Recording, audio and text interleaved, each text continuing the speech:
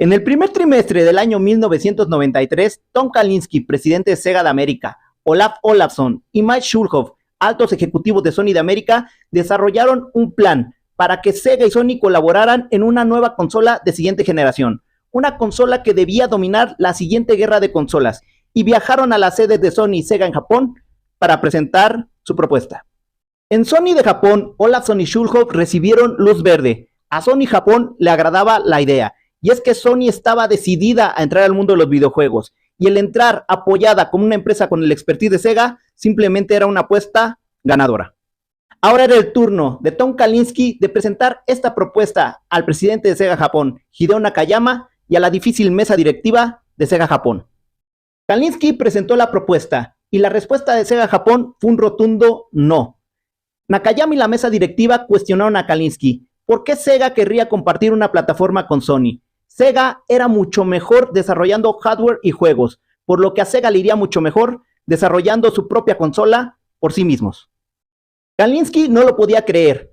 Para él era increíble que Sega dejara pasar una oportunidad como esa, por necedad y orgullo. Y según sus propias palabras, en Sega Japón se estaba tomando la decisión más estúpida en la historia de los negocios.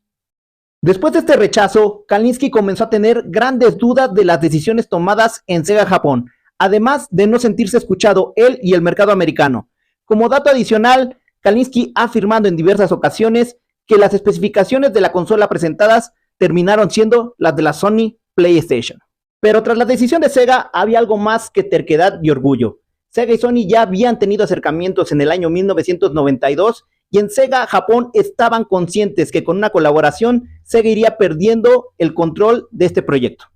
Sony era una empresa más grande, que reportaba billones de yenes en ventas, frente a los millones reportados por Sega. Sony terminaría imponiéndose en cualquier momento, y Hideo Nakayama no estaba dispuesto a ceder el control de su empresa. Además, Sega ya tenía avanzado el desarrollo de su propia consola. Incluso ya había firmado convenios con compañías como Hitachi para la producción y desarrollo de tecnología para este proyecto. El enfoque del desarrollo de la consola de Sega era distinto al de Sony, por lo que en Sega Japón deciden ir solos a la próxima guerra de siguiente generación. Es así como Sega toma una decisión que afectaría el futuro de Sega y la historia de los videojuegos. Y siempre quedará la pregunta en el aire de cómo hubiera sido el mundo si en ese momento se hubieran juntado las dos empresas y se hubiera desarrollado una Sega PlayStation o una Sony Saturn.